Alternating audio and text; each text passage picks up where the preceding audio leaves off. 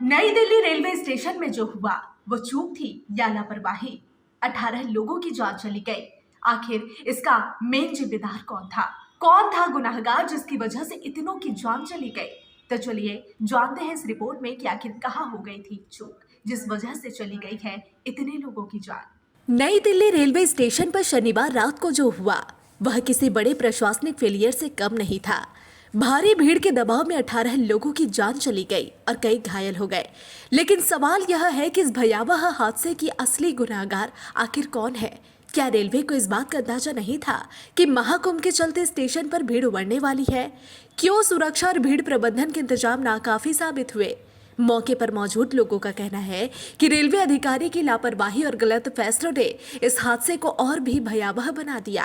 अब प्रशासन जांच की बात कर रहा है, लेकिन सवाल यह है कि क्या जांच से उन 18 परिवारों का दर्द कम हो जाएगा जिन्होंने अपनों को खो दिया? नई दिल्ली रेलवे स्टेशन पर हालात तब बिगड़ने लगे जब रेलवे ने हर घंटे 1,500 जनरल टिकट बेचे, जिससे स्टेशन पर यात्रियों की भीड़ बेकाबू हो गई। प्लेटफॉर्म नंबर 14 और 16 के पास मौजूद एस्केलेटर क्षेत्र में सबसे ज्यादा लोग इकट्ठा हो गए, जिससे भगदड़ मच गई। एक चश्मदीद यात्री ने कहा कि लोगों के पास बैठने की भी जगह नहीं थी। जो ट्रेन पकड़ने आए थे वे भी फंसे थे और जिनकी ट्रेन कैंसिल हो गई वे भी प्लेटफॉर्म से हटने को तैयार ही नहीं थे। इसी वजह से हालात बेकाबू हो गए। आपको बता दें कि हर 12 साल में होने वाले महाकुंभ के दौरान लाखों लोग प्रयागराज जाते हैं। यह बात किसी से छिपी नहीं है। इसके बावजूद रेलवे और सुरक्षा एजेंसियां भीड़ के अनुमान को लेकर पूरी तरह से विफल रही। नई दिल्ली रेलवे स्टेशन एक संवेदनशील स्थान है जहां हर दिन करीब 5 लाख यात्रियों की आवाजाही होती है। ऐसे में रेलवे सुरक्षा बल यानी आरपीएफ की यह जिम्मेदारी थी कि वे भीड़ का अनुमान लगाकर उचित व्यवस्था करे, लेकिन सुरक्षा कर्मियों को इस स्थिति की भनक तक नहीं लगी। रेलवे अधिकारियों के पास प्लेटफॉर्म की 24/7 सीसीटीवी मॉनिटरिंग की सुविधा होती है।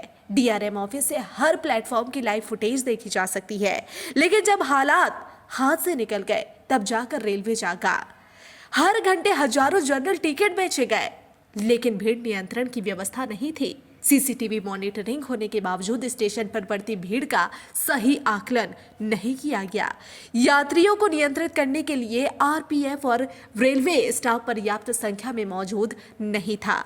सूत्रों के मुताबिक प्रयागराज जाने वाली 2 ट्रेनों को कैंसिल कर दिया गया था, जिससे यात्रियों की भीड़ स्टेशन पर ही फंसी रह गई। इस फैसले ने भगदड़ को और भयानक बना दिया। हालांकि रेलवे का कहना है कि 4 स्पेशल ट्रेनें चलाई गई थी, लेकिन यात्रियों का दावा है कि भीड़ नियंत्रण के लिए कोई ठोस कदम नहीं उठाया गया। बहरहाल सरकार ने मृतकों के परिजनों को 10-10 लाख रुपए, गंभीर रूप से घायलों को 5 लाख रुपए और मामूली घायलों को 1 या 2 लाख रुपए की आर्थिक सहायता देने की घोषणा कर दी है।